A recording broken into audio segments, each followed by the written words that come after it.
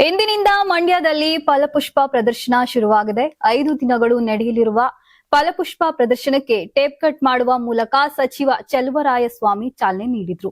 ಇದೇ ವೇಳೆ DC doctor Kumar, ಜಿಲ್ಲಾ ಪಂಚಾಯತ್ ಸಿಇಒ ನಂದಿನಿ, ಎಸ್ಪಿ ಶೋಭಾರಾಣಿ ಸೇರಿ ಹಲವು ಅಧಿಕಾರಿಗಳು ಹಾಗೂ ಸ್ಥಳೀಯ ಮುಖಂಡರು ಭಾಗಿಯಾಗಿದ್ರು.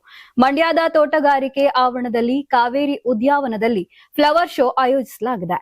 ಇನ್ನು ಫಲಪುಷ್ಪ ಪ್ರದರ್ಶನ ಟಿಕೆಟ್ ದರ ವಯಸ್ಕರಿಗೆ 30 ರೂಪಾಯಿ ಮತ್ತು ಮಕ್ಕಳಿಗೆ 20 ರೂಪಾಯಿ ಹಾಗೂ ಯೂನಿಫಾರ್ಮ್ನಲ್ಲಿ ಬರುವ ವಿದ್ಯಾರ್ಥಿಗಳಿಗೆ ಉಚಿತ ಪ್ರವೇಶ ಕಲ್ಪಿಸಲಾಗುತ್ತದೆ.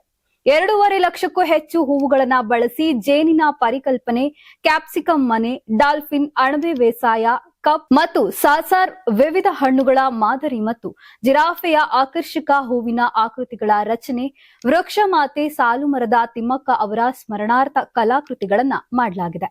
ನೀವು ಸಣ್ಣ ಆಗ್ಬೇಕಲ್ವಾ? ಅದು ಒಂದು ಉತ್ತಮ ಆಹಾರದಿಂದ ಸಣ್ಣ ಆಗ್ಬೇಕಲ್ವಾ? ಪ್ರತಿದಿನ ನಮ್ಮ ಜೀನಿ ಸ್ಲಿಮ್ ನ ಯೂಸ್ ಮಾಡಿ ಯಾವುದೇ ಸೈಡ್ ಎಫೆಕ್ಟ್ ಇಲ್ದಂಗೆ ನೀವು ಸಣ್ಣ ಆಗ್ತೀರಾ.